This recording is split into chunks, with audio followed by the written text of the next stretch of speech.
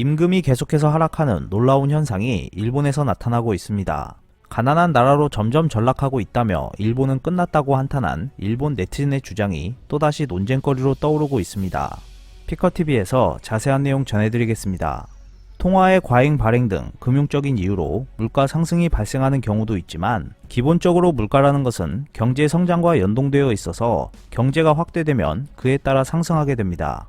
반대로 말하면 경제 성장을 실현하지 못한 나라는 임금도 물가도 좀처럼 상승하지 않습니다. 그 대표적인 나라가 일본이라고 할 수 있습니다.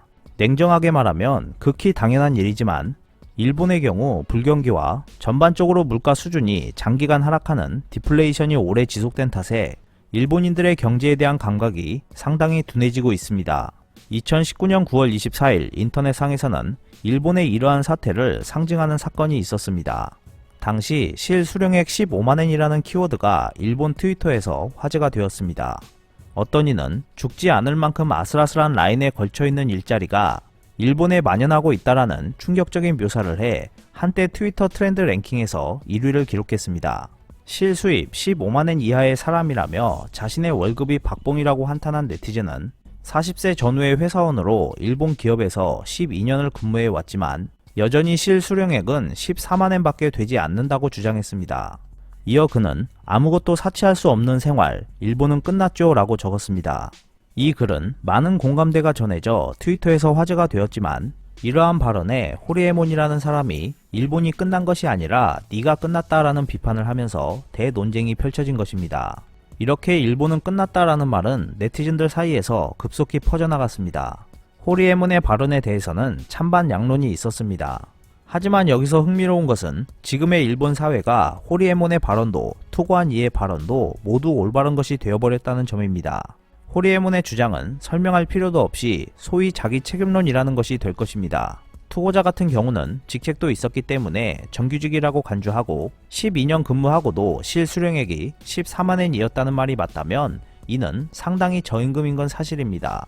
하지만 12년 동안 자신의 능력을 향상시키거나 전직을 시도하는 것이 가능했던 현실을 감안할 때 이 상황에 만족하고 있었던 것은 본인의 책임이라는 호리에몬의 주장에는 어느 정도 합리성이 있습니다. 무엇보다 호리에몬의 말투가 좋지는 않았지만 투고한 일을 비판하고 있다기보다는 많은 사람에게 기회가 열려 있으니 그것을 더 활용해야 한다라는 일종의 격려라고 생각할 수도 있을 것입니다.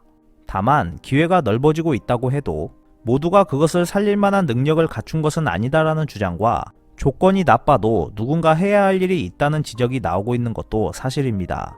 경제학적으로 생각한다면 많은 노동자가 주체적으로 직업을 선택하고 있는 상황일 경우 이러한 문제는 일어나기 어렵다는 해석이 됩니다. 그 이유는 특정 직업의 처우가 현저하게 나쁜 경우 거기서 일하는 노동자는 다른 직업으로 전직해버리므로 어느 정도 임금을 올리지 않으면 비즈니스로서 성립하지 않게 되기 때문입니다. 만약 임금 인상을 할 수 없는 경우는 노동 시간을 단축하거나 부하 직원을 뽑아서 조건을 완화할 필요가 있습니다.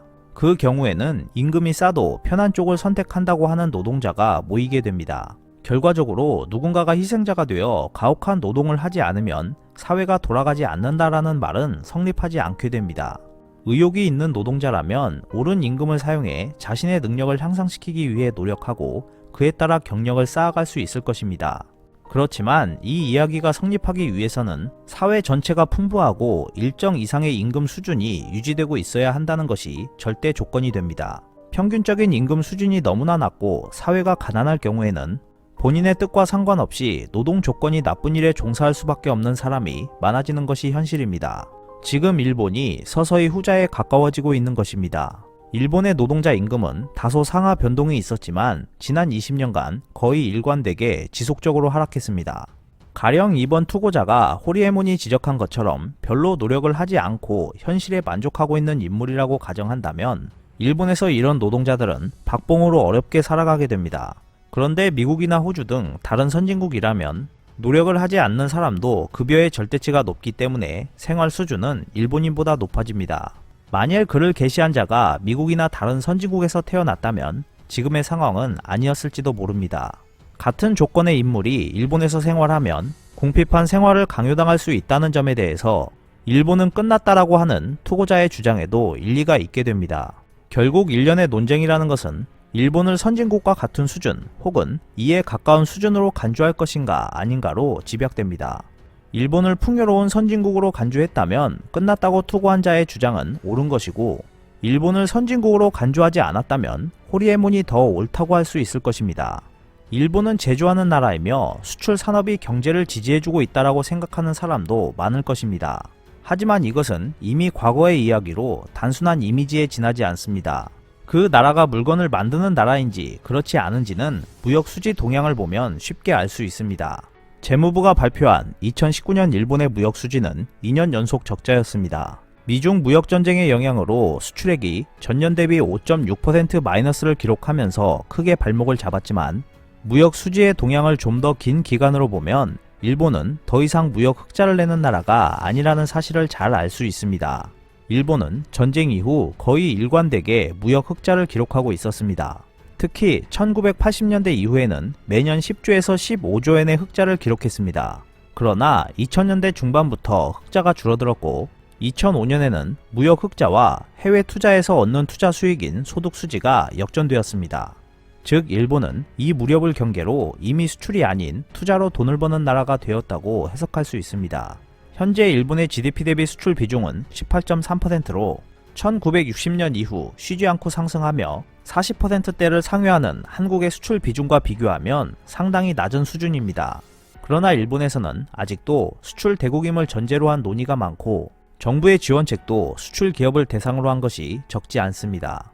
사실 인바운드 수요와 올림픽에 대한 기대라는 것도, 외국인 관광객의 쇼핑은 제품을 수출하고 대금을 받는 것과 본질적인 차이가 없기 때문에 형태를 바꾼 수출이라고 할 수 있습니다.